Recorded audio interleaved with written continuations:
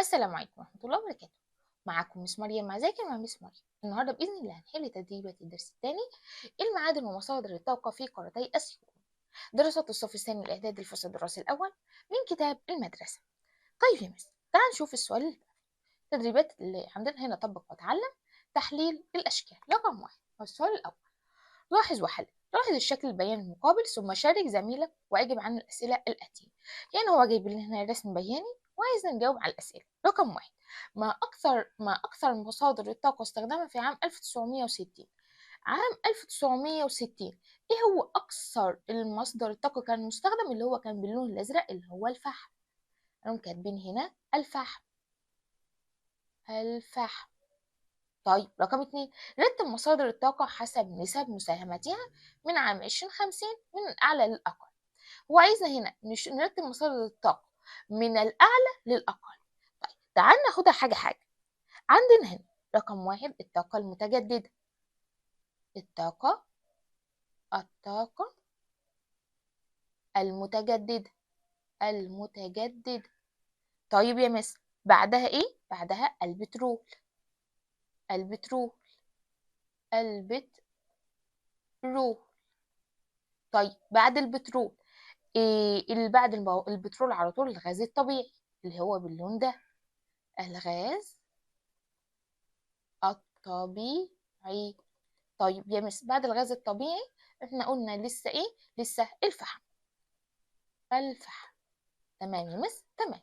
السؤال الثالث او رقم 3، حدد اكثر مصادر الطاقه انخفاضا وارتفاعا في نسبه مساهمتها مع العالميه في عامي 1960 و2023 مفسرا السبب من وجهه نظرك.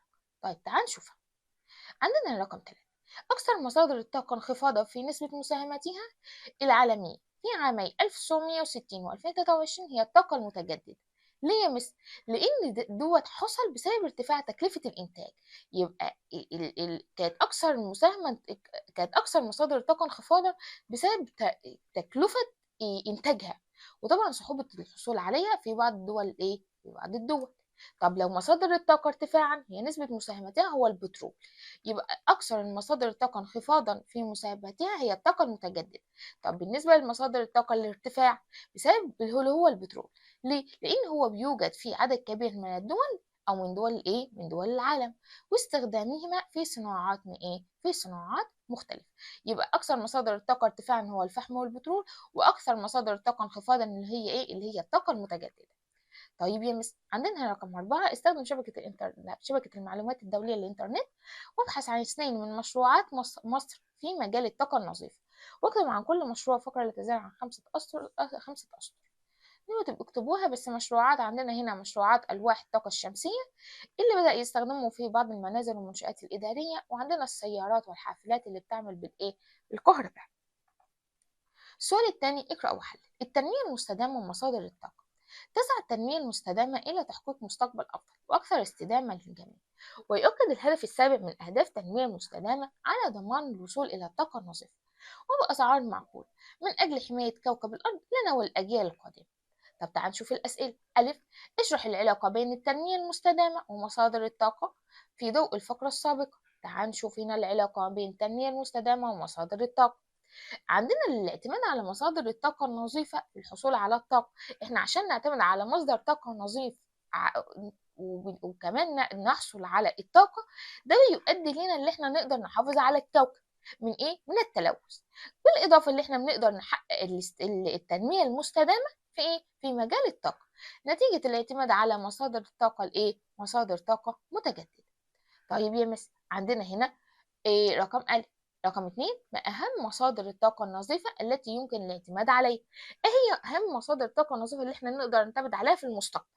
أهم مصادر الطاقة النظيفة اللي إحنا نقدر نعتمد عليها في المستقبل وإحنا مغمضين هي الطاقة الشمسية وطاقة الرياح. بسبب إيه؟ بسبب اللي هما بفضل الله متوفرين وكمان سهولة الحصول عليهم. يبقى احنا عندنا أهم مصادر الطاقة النظيفة تتمثل في الطاقة الشمسية وطاقة الرياح نتيجة سهولة الحصول عليهما، بالإضافة لتوفرهما في معظم الدول الإيه؟ في معظم دول العالم. طيب تعال نشوف السؤال الثالث، اقرأ وأجب. نماذج رائدة لاستثمار الثروة المعدنية. تسعى دول العالم لتعظيم الاستفادة من ثرواتها المعدنية. فمثلا أصدرت إندونيسيا عديد من التشريعات لحظر تصدير المعادن الحالية. في صورتها الخام مثل معدن النيكل. كما عملت مصر على استثمار ثرواتها المعدنية مثل الرمال السوداء التي تحتوي على نحو 40 معدن وتنتشر على الساحل الشمالي لمصر من رشيد حد رفح. وقد تم إنشاء مصنع الرمال السوداء في بلطيم عام 2022 لتغطية احتياجات السوق المحلية وتصدير فائض الإنتاج في صورة مصنعة إلى الخارج. كما تمتلك مصر نحو 20 مليار طن من الرمال البيضاء في عدة مناطق بالصحراء الغربية، وتستخدم هذه الرمال في صناعة الرقائق الإلكترونية وألواح الطاقة الشمسية وغيرها. لذلك منعت مصر تصدير الرمال البيضاء عام 2016. كما تم إنشاء مصانع للاستفادة من الرمال بدلا من تصديرها مادة خام. كل ذلك بهدف زيادة مساهمة النشاط التعديني في الاقتصاد القومي، وطبعا تحقيق الاكتفاء الذاتي وتقليل واحد. وضح المقصود بالمعادن الحرجة في ضوء ما درسنا. طيب، يعني ايه مثل المعادن الحرجة؟ طيب، المعادن الحرجة اللي هي مواد خام محدودة، بس تكون محدودة محدودة الوجود، يعني وجودها محدود، ذات أهمية اقتصادية كبيرة، حيث تدخل في إنتاج الطاقة حيث تدخل في إنتاج الطاقة النظيفة.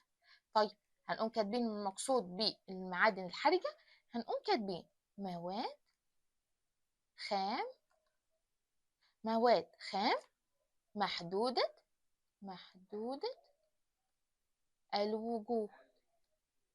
الوجود ذات أهمية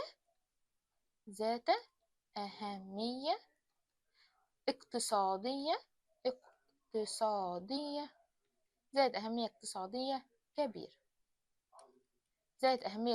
كبيرة حيث تدخل في إنتاج الطاقة النظيفة. تمام. عندنا هنا رقم 2، أين توجد الرمال السوداء والرمال البيضاء في مصر وما أهمية كل منهم؟ تعال نرفع كده ونشوف اللي عندنا. الرمال السوداء بتقع فين؟ بتنتشر على الساحل الشمالي لمصر. منين؟ من رشيد حتى رفح. وكما تتمثل أهميتها في إن هي تحتوي على 40 معدن، وتم إنشاء مصنع في بلطيم عام 2022 لتغطية احتياجات السوق من هذه المعادن. طيب، بالنسبة للرمال البيضاء بتنتشر في الصحراء الغربية. يبقى الرمال السوداء بتنتشر في الصحراء الشرقية، أو بتنتشر على الساحل الشمالي لمصر من رشيد حتى رفح. أما الرمال البيضاء بتنتشر في الصحراء الغربية، وتستخدم هذه الرمال في صناعة الرقائق الإلكترونية وألواح الطاقة الشمسية. طيب، رقم 3، استنتج سبب منع بعض الدول تصدير المعادن في صورتها الخام. ليه الدول بتمنع اللي هي تصدر المادة الخام بتاعتها للدول؟ عشان يقدروا يستفيدوا من الثروات المعدنية، وكمان يقدروا يغطوا احتياجات السوق المحلية.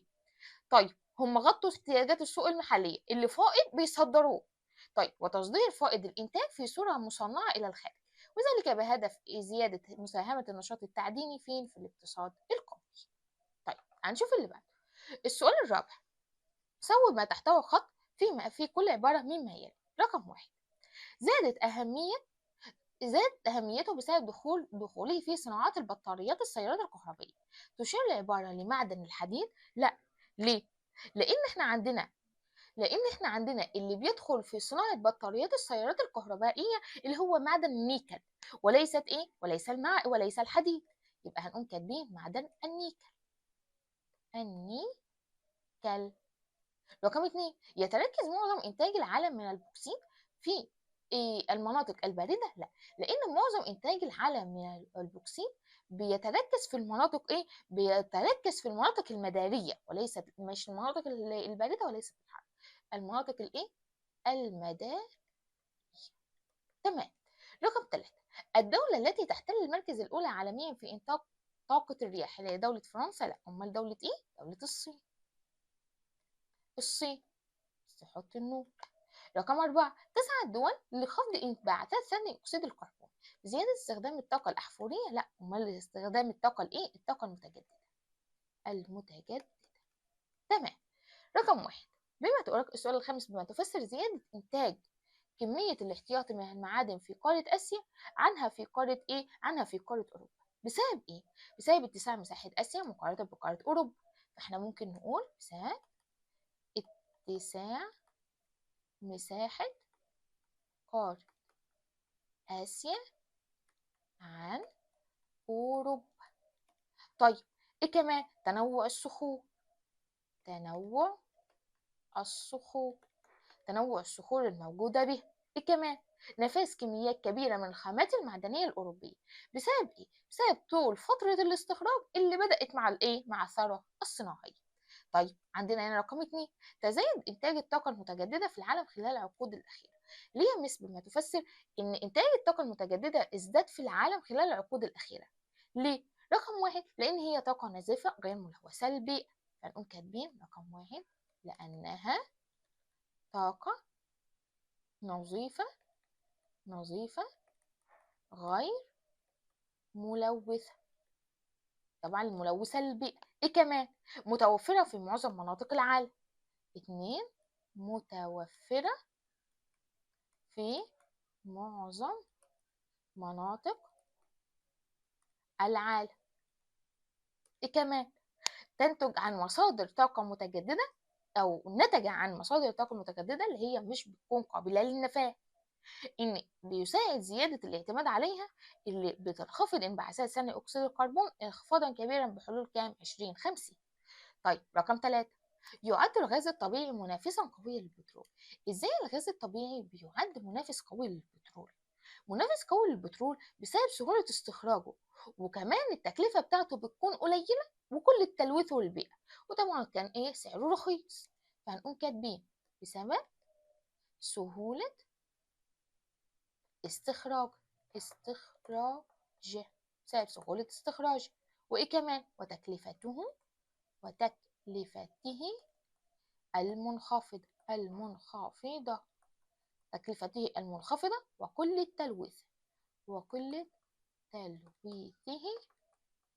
للبيئة. وبكده نكون خلصنا. معكم مس مريم عزاكر مع مس مريم. تظن في حل باقي التدريبات من كتاب المدرسة، وبالتوفيق لينا وليكم يا رب العالمين.